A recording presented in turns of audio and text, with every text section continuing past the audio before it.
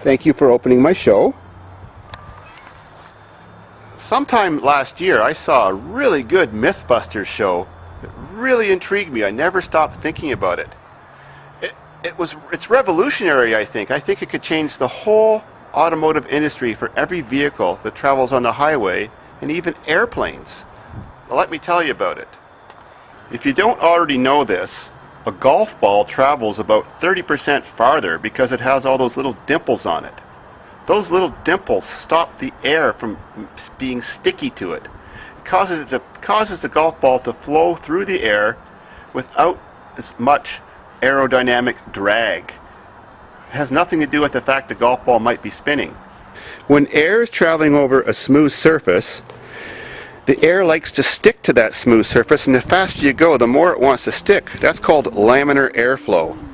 If this were like a golf ball, or you took a hammer to the hood and put all kinds of shallow cup-shaped dents into it, then tiny vortices form in those dents as the air is passing across, and it causes the air not to have that laminar sticky flow, so the air flows over much easier.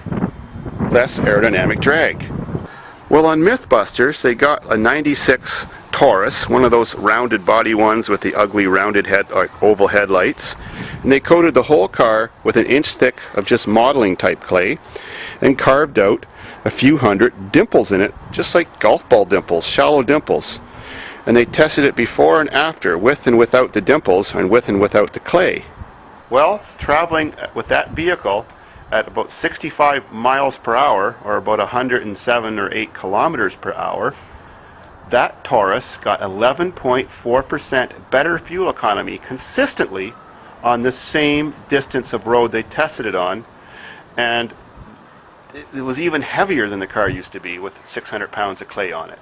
That's astounding. Such a simple modification, if it was pressed out on vehicles from the factory, could give you over 11% improvement in fuel economy. Imagine if they did that along the whole fuselage of an airplane. Or the panels on a great big transport truck, which is a large surface area, were all dimpled like a golf ball too. Imagine if someone got an 18-wheeler box, 53 foot long, and put all those dimples like Mythbusters did in it. I think that's worth a test. I think that's the most revolutionary fuel-saving invention ever. Why hasn't someone patented that since they did that show? Someone's got to try it. Maybe even just the front end of those transport trucks, since that's the part cutting through the air. So many of those vehicles, like stock cars, professional stock cars that do circle track racing, imagine their fuel savings and less pit stops, and how much faster they could go if they had dimples all over their custom-made bodies. I'm wondering if a simple device could be made that could be fired from using the shell from a nail gun. Those shells have no bullet in them or anything, but they have a little bit of gun cotton or gunpowder, if you want to call it that. There's a technology called explosive forming, where they use explosions underwater to press metal objects into shapes, sometimes very complicated shapes, and it's a cheaper way of than making a great big die and pressing machine.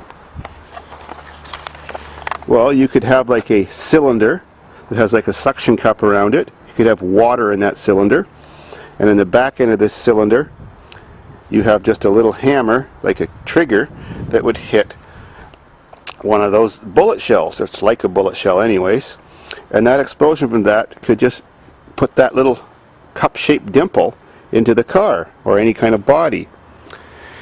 You'd have to do it like really quickly like that to stop all the metal from deforming around it, so it would just do the little dimple right there, right where you wanted it to do. And then just take an old car like this, or a fleet of old cars. It probably wouldn't even break the paint, and drive for a few months and do some serious real-world testing.